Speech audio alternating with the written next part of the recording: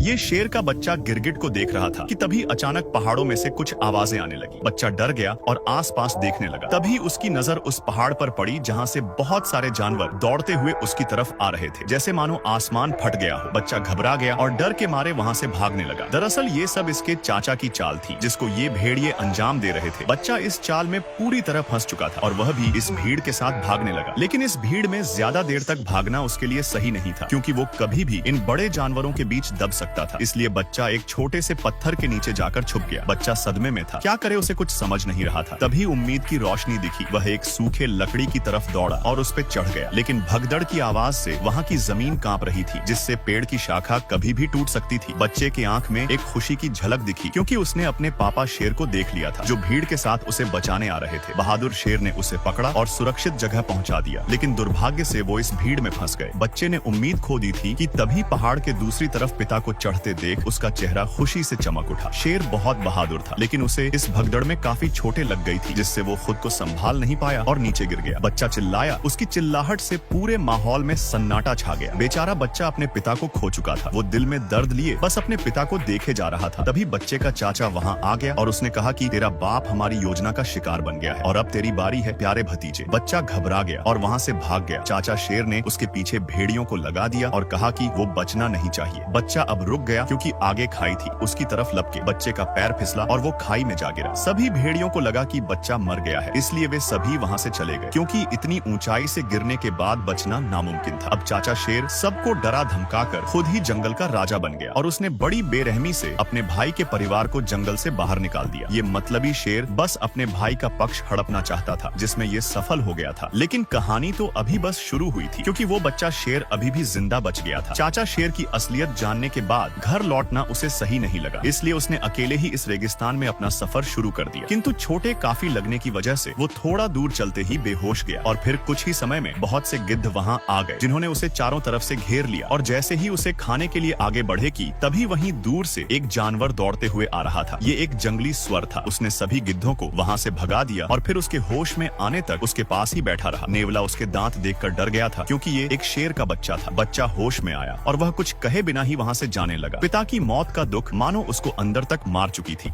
अब वो बच्चा उदास होकर यहाँ से जा रहा था। तभी नेवला और सुअर उससे बात करने की कोशिश करते हैं और बातों ही बातों में वे अच्छे दोस्त बन जाते हैं। वो दोनों उसको हौसला देते कि जिंदगी में हर कोई अपनों को खोता है, ये नियति का नियम है, लेकिन इसका मतलब ये तो नहीं कि जीना ही छोड़ दिया जाए और तुम तो एक बहादुर शेर के बेटे हो। ये सुनकर बच्चा बहुत अच्छा महसूस करता है। अब ये दोनों इसे अपने जंगल लेकर जाते हैं। जंगल को देखकर बच्चा शेर को बहुत अच्छा लगता है, लेकिन यहाँ के जानवर बच्चा शेर को देखकर हैरान थे कि ये शेर का बच्चा इनके जंगल में कहाँ से आया, क्योंकि इनका मानना था कि शेर कभी भी इनके हितैषी नहीं हो सकते। लेकिन नेवला और सुअर ने किसी की बात नहीं मानी और कुछ समय बाद सब लोग साथ में मिलकर रहने लगे। ऐसे ही साथ में रहते रहते कुछ साल बीत गए। अब वो बच्चा बड़ा हो चुका था, जिसको सब सिम्बा के नाम से जानते थे, जो बिल्कुल अपने पिता की तरह ही दिखता था। इधर चाचा शेर ने जंगल में टहलका मचा रखा था। वह अपनी भूख मिटाने के लिए निर्दोष जानवरों की हत्या करता। समय के साथ इसका लालच और भी ज्यादा बढ़ गया था। इसके राज्य में किसी को भी खाना नसीब नहीं होता था, क्योंकि ये अपने सिवा किसी को शिकार नहीं करने देता था, जिससे सिम्बा के परिवार वाले हमेशा भूखे रह जाते थे। लेकिन फिर भी सिम्बा के परिवार वाले बहुत बेबस थे। वे कुछ नहीं कर सकते थे, क्योंकि उनके चारों तरफ चाचा शेर का दबदबा था। और सिम्बा की माँ भी बहुत बहादुर थी। वह बोलती है कि हम अपने गौरव भूमि को ऐसे नहीं छोड़ सकते और न ही हम ऐसे भूखे मर सकते हैं। हमें कुछ न तो कुछ करना चाहिए। सभी उसकी बातों में हामी भरने लगते हैं कि तभी दूसरी शेरनी कहती है, लेकिन उस शेर के खिलाफ जाएगा कौन? किसमें इतनी हिम्मत है? तभी वहाँ भेड़िया आ जाता है और सिम्बा की माँ को अपने साथ लेकर जाता है। सब डरे थे कि अब क्या होने वाला है। सिम्बा की माँ शेर के पास जाती है तो शेर ने कहा कि मुझे पता है तुम लोग क्या योजना बना रहे हो, लेकिन तुम्हारी कोई भी योजना काम नहीं करेगी। सिम्बा की माँ ने कहा, आखिर कब तक तुम ऐसे निर्दोष जानवर की हत्या करोगे? बंद करो ये सब। तभी शेर कहता है कि शिकार करना हमारा फितरत है, अगर हम शिकार नहीं करेंगे तो हम खाएंगे क्या? तो सिम्बा की माँ बोलती है, लेकिन तुम गलत तरीके से कर रहे हो, यह सब गलत है। तो गुस्से में आकर शेर आदेश देता है कि ये बचा कुचा शिकार भेड़िया खाएंगे और तुम्हारा परिवार आज भी भूखा मरेगा, और फिर वहाँ से चले जाता है। इधर सिम्बा पूरी तरह से जंगल में घुल मिल गया था। वह अपने परिवार को भूल ही चुका था, लेकिन रात के घने अंधेरे में वह तारों की तरफ देखते हुए अपने पिता को जरूर याद करता और उदास हो जाता, क्योंकि पिता के मौत का दोषी वो खुद को मानता था। उसी समय उसका एक बाल टूटकर पानी में गिर जाता है, जिसे घास समझकर एक चिड़िया उठाकर अपने घोंसले में ले आती है और दूसरी चिड़िया उससे फेंक देती है, क्योंकि वह जानती थी कि ये घास नहीं एक जानवर का बाल है। अब बाल उड़कर जमीन पर जा गिरता है। तभी उस बाल को उठाकर एक चींटी लेकर जाने लगती है। वहीं पास में बैठे बंदर की नजर उस बाल पर पड़ जाती है। वह उसे उसे उठाकर पहचान जाता है कि ये बाल सिम्बा का है, जिससे वो अंदाजा लगा लेता है कि सिम्बा अभी भी जिंदा है। ये संदेश उसके लिए और पूरे जंगल के लिए एक खुशी का संदेश था। उसे एक उम्मीद मिल गई कि भगवान के घर में देर है पर अंधेर नहीं। यहाँ सिम्बा के दोस्त पर एक शेरनी हमला कर देती है। उस जंगल में शेरनी घुस चुकी थी। सिम्बा के दोस्त अपनी जान हथेली में लेकर भाग रहे थे, लेकिन शेरनी के रफ्तार के आगे वे दोनों कब तक टिक पाते। अब दोनों का जान बचाना मुश्किल था, लेकिन तभी वहाँ सिम्बा आ जाता है और हमला कर देता है। दोनों ही शेर जाबाज थे, फिर भी शेरनी उसके मुकाबले में आगे निकल गई। उसने सिम्बा को दबोच लिया, लेकिन सिम्बा उसे पहचान लेता है और उसे लाना कहकर पुकारता है। शेरनी समझ जाती कि ये कोई और नहीं बल्कि सिम्बा है, क्योंकि सिम्बा ही उसे इस नाम से पुकारता था। दरअसल दोस्तों, लाना सिम्बा के बचपन का प्यार था, जो उसे आज कितने सालों बाद मिला था। सालों की जुदाई से दोनों बहुत भावुक हो जाते हैं। अगर प्यार में सच्चाई हो तो वो कभी न कभी जरूर मिलता है, देर से ही पर मिलता है। लाना बहुत खुश थी कि सिम्बा अभी भी जिंदा है। तभी सिम्बा ने कहा, लाना ये मेरा जंगल है, यहाँ तुम्हें बहुत सुकून मिलेगा। तो लाना ने कहा, सिम्बा ये जंगल छोड़ो और अपने घर चलो। तुम्हारे चाचा शेर ने हम पर बहुत जुल्म किए हैं। उसने हमारे देवभूमि को नर्क बना दिया है। अब तुम्हें वापस चलना चाहिए। लेकिन सिम्बा जाने से मना कर देता है और लाना को यहाँ कुछ देर और रुकने को कहता है। लाना उसकी बात मान लेती है और फिर सिम्बा उसे पूरा जंगल घुमाने लगा। लाना को ये जंगल बहुत पसंद आया था। दोनों बहुत घूमते और बहुत सारी यादें बनाते। आखिरकार कितने सालों बाद सिम्बा अपने प्यार से मिला था। अब दोनों घूम ही रहे थे कि तभी लाना कहती है, अगर तुम जिंदा थे तो फिर घर क्यों नहीं आए? तुम्हें अपने लोगों की याद नहीं आती है क्या? तुम्हारे चाचा शेर ने हम सब पर बहुत जुल्म किए हैं। हमारी दुनिया ही उसने बर्बाद कर दी। तो सिम्बा कहता है, मुझे इससे कोई फर्क नहीं पड़ता, अब यही मेरी दुनिया है। सिम्बा पूरी तरह से बदल गया था। लाना ने कहा, सिम्बा तुम्हारे पिता बहुत बहादुर थे, लेकिन तुम उनके जैसे बिल्कुल भी नहीं हो। तुम तो बहुत मतलबी और डरपोक हो। लेकिन फिर भी सिम्बा जाने के लिए नहीं बोलता है, जिससे लाना गुस्से में वहाँ से चली जाती है। अब रात को सिम्बा उदास होकर जा ही रहा था कि उसे एक बंदर दिखता है। ये बंदर सिम्बा को जानता था, लेकिन सिम्बा इसे नहीं जानता था। बंदर उसके पास जाता है, लेकिन सिम्बा उसे पहचानने से इनकार कर देता। तो बंदर कहता है कि मैं तुम्हारे पिता को जानता हूँ और चाहो तो मैं तुम्हें उनके पास ले जा सकता हूँ। सिम्बा हैरान था, लेकिन खुश भी था कि शायद उसके पिता जिंदा है। अब दिल में उम्मीद लिए वह बंदर के पीछे दौड़ पड़ा। बंदर नदी के किनारे बैठ जाता है और सिम्बा को नदी में देखने को बोलता है। जब सिम्बा नदी में देखता तो उसे अपने में पिता की झलक दिखती है। बंदर कहता है कि तुम्हारे पिता तुम्हारे अंदर है, जिससे वह जोश में आ जाता है। तभी आसमान में बिजली चमकी और एक आवाज आई। ये आवाज उसके पिता शेर की थी, जो कह रहे थे कि बेटा तू जाबाज है, तुझे हमारी गौरव भूमि को बचाना है, क्योंकि हम एक जाबाज प्रजाति से हैं और शेर जंगल का राजा होता है। राजा। ये सुनकर सिम्बा जोश से भर गया और अब उसके अंदर सोया हुआ शेर जाग चुका था। वो पूरी तरह से तैयार था। अपने गौरव भूमि को बचाने के लिए उसने जोर से दहाड़ लगाई और इस लड़ाई का आगाज कर दिया। अब यह सिम्बा का नया रूप था, जिसे हराना नामुमकिन था। सिम्बा अपने गौरव भूमि की तरफ निकल पड़ा और कुछ दूर पर उसे लाना भी मिल गई। लाना उसका यह रूप देखकर बहुत खुश हुई। अब दोनों साथ में अपने गौरव भूमि पर पहुंच चुके थे। अपने भूमि की ये हालत देख वह बहुत दुखी हो गया। तभी लाना कहती है, सिम्बा अब आगे क्या करोगे? बोली, सिम्बा आगे क्या करोगे? सिम्बा ने कहा, अपनी भूमि की रक्षा करूंगा, जिसकी जिम्मेदारी मेरे पिता ने दी है। उसी समय एक पक्षी उसके पास आया। ये सिम्बा के परिवार का हिस्सा था। उसने सिम्बा को प्रणाम किया। कुछ देर बाद सिम्बा के दोस्त भी आ गए। वे जानते थे कि यह लड़ाई आसान नहीं होगी, लेकिन फिर भी वे उसके साथ खड़े थे। सिम्बा ने उन्हें समझाया कि इस राह में मौत है, तुम लोग वापस चले जाओ। तभी सुअर कहता है, हम जब तक जिंदा है तब तक तुम्हारा साथ देंगे। इस युद्ध में सभी जानवर सिम्बा के साथ कंधे से कंधा मिलाकर खड़े थे। अब सिम्बा सभी को अपने साथ लेकर आगे बढ़ा, लेकिन सामने रास्ते में कुछ भेड़िए भोजन कर रहे थे। सिम्बा ने उन सभी का ध्यान भटकाने की जिम्मेदारी अपने दोस्तों को दिया। नेवला और सुअर उनके सामने आ गए और भेड़ियों का ध्यान अपनी ओर खींच लिया। भेड़िए उन्हें देखकर दहाड़ते हुए दौड़े और इस बीच सिम्बा लाना के साथ दूसरे रास्ते से आगे बढ़ गया। दूर पहाड़ी पर बैठा बूढ़ा बंदर ये सब देख रहा था। उसकी आंखों में वर्षों का अनुभव और अब एक नई चमक थी। उसने अपने हथियार को फिर से उठाया, जिसे उसने मुफासा की मौत के बाद त्याग दिया था, लेकिन अब सिम्बा के लिए वो भी लड़ने को तैयार था। इधर चाचा शेर सिम्बा की माँ को अपनी रानी बनने को बोल रहा था। अगर उसने ऐसा नहीं किया तो वो उनके पूरे परिवार को खत्म कर देगा, लेकिन सिम्बा की माँ मना कर देती है। तो चाचा शेर कहता है, मैं मुफासा से ज्यादा शक्तिशाली हूँ। इस पर सिम्बा की माँ कहती है, तुम मुफासा के सामने भीगी बिल्ली हो। चाचा शेर गुस्से में आकर शेरनी पर हमला कर दिया। चाचा शेर की नीयत बहुत खराब थी। जिसकी नीयत खराब हो वो दूसरों का कभी भला नहीं कर सकता है। तभी एक खौफनाक दहाड़ की आवाज सुनाई दी। ये दहाड़ सिम्बा की थी। सिम्बा को देखकर चाचा शेर डर गया। उसे लगा कि ये उसका भाई है, क्योंकि सिम्बा बिल्कुल अपने पिता के जैसे दिखता था। तभी सिम्बा ने कहा कि दूर हो जाओ मेरी माँ से। शेरनी की आंखों से आंसू बह निकले। सालों बाद वो अपने बेटे को देख रही थी। वो उसे गले से लगा लिया और कहा, बेटा इतने दिनों से कहाँ थे? तो सिम्बा कहता है, माँ अब मैं सब कुछ ठीक कर दूंगा। उसकी वापसी से जैसे पूरे परिवार को फिर से जीने की वजह मिल गई थी। अब उनकी जिंदगी में रोशनी आने वाली थी। सिम्बा को जिंदा देखकर चाचा शेर को बहुत गुस्सा आया और उसने कहा, भतीजे तुम्हें जिंदा देखकर बहुत खुशी हुई। सिम्बा ने कहा, काश चाचा तुमने थोड़ा अच्छा काम कर लिया होता तो शायद मैं तुम्हें आज छोड़ देता। तो चाचा शेर ने कहा, तमीज से बात करो, तुम इस जंगल के राजा के सामने खड़े हो। उसी समय लाना ने पूरे जंगल के सामने ऐलान किया, अब से हमारा राजा सिम्बा है और हम उसके लिए लड़ेंगे। सिम्बा के परिवार ने भी दहाड़ लगाकर युद्ध का आगाज किया। सिम्बा ने चेतावनी दी, अपनी हार स्वीकार कर कर लो चाचा, अब तुम्हारे पास कोई और रास्ता नहीं है। लेकिन चाचा शेर भी चालाक था। उसने कहा, अरे बच्चे, मैं नहीं चाहता कि मैं तुम्हारा काल बनूं। और तुम सबको पता है कि सिम्बा ने क्या किया है। प्यारे भतीजे, तुमने इनको बताया नहीं कि तुम अपने पिता के हत्यारे हो। अपना गुनाह कबूल कर लो और सबको बताओ कि तुम्हारे वजह से हमारे महान राजा मारे गए थे। अब सिम्बा का पूरा परिवार बेचैनी से सिम्बा को देखने लगा। तभी सिम्बा सिर झुकाते कहता, हाँ पिताजी, मेरे वजह से मारे गए थे। अब चाचा शेर ने अपनी चालाकी दिखाना शुरू कर दिया। उसने कहा, प्यारे भतीजे, तुमने इनको बताया नहीं कि तुम महाराज के कातिल हो। अब अपना जुर्म कबूल कर लो। ये सुनकर सिम्बा का पूरा परिवार सिम्बा को बेचैनी से देखने लगा। तभी सिम्बा ने सिर झुकाते हुए कहा, हाँ पिताजी, मेरे वजह से मारे गए थे। मौके का फायदा उठाते हुए चाचा शेर ने कहा, देखो, ये है तुम्हारा मसीहा जो अपने ही बाप का हत्यारा है। आज इसी की वजह से महाराज हमारे बीच में नहीं है। और ये क्या राजा बनेगा जिसने अपने ही पिता को निगल लिया। चाचा शेर ने अपनी चालाकियों से सिम्बा की आवाज को दबा दिया और उसके पूरे परिवार को उसके ही खिलाफ कर दिया। वो कहते हैं ना, सांप भी मर जाए और लाठी भी ना टूटे। ये वाली हालत उसने सिम्बा का कर दिया था। अब चाचा शेर उसे डराने लगा और कहा, मेरे कदमों में गिर भतीजे। तभी घबराहट में सिम्बा का पैर फिसला और अब वो चट्टान पर लटका हुआ था। उसी समय अचानक से एक आग उगलती हुई बिजली गिरी। अब वो समय आ गया था जब एक पापी का अंत होने वाला था। चाचा शेर ने कहा, यही खौफ मैंने तुम्हारे पिता की आंखों में देखा था जब तुम्हारे पिता इसी तरह अपनी जान की भीख मांग रहे थे। फिर चाचा शेर ने उछलकर सिम्बा के पैर को दबा लिया और धीरे से कहा, प्यारे भतीजे, तेरे पिता को मैंने ही मारा था, बिल्कुल इसी तरह से, और आज तेरी बारी है। इतना सुनते ही सिम्बा को वो दर्द भरे पल याद आने लगे। सिम्बा की आंखों में आग जल उठी। उसने पूरी ताकत से चाचा शेर के बाल पकड़े और चट्टान पर वापस चढ़ाया और चिल्लाकर कहने लगा, कैसे भाई हो तुम जो अपने ही भाई को खा गया। तभी चाचा शेर ने कहा, ये अपना जुर्म छुपाने के लिए मुझे फंसा रहा है, इसकी बात मत सुनो। शेरनी ने कहा, जब तुमने महाराज को मारा नहीं तो तुमने उनकी आंखों में कैसे देखा। ये सुनते ही चाचा शेर का चेहरा फीका पड़ गया। अब उसका अंत करीब था। फिर भी उसने हार मानने के बजाय भेड़ियों को आदेश दिया, मार डालो इन सबको। वो सारे खतरनाक भेड़िए सिम्बा के ऊपर टूट पड़े। एक भयंकर युद्ध छिड़ गया। सिम्बा अकेले ही उन भेड़ियों का सामना करने लगा। इधर लाना ने भी परिवार को लड़ने का आदेश दिया। सिम्बा का पूरा परिवार एकाएक कर भेड़ियों पर टूट पड़ा। ये था एक भीषण युद्ध जो सदियों से रुका हुआ था। तभी इतने सारे भेड़ियों के बीच एक अकेला सिम्बा कमजोर पड़ने लगा। अपना पल्ला भारी देख सारे भेड़िए उसे मिलकर नोचने लगे। कमेंट करते ही पार्ट 6 मिल जाएगा।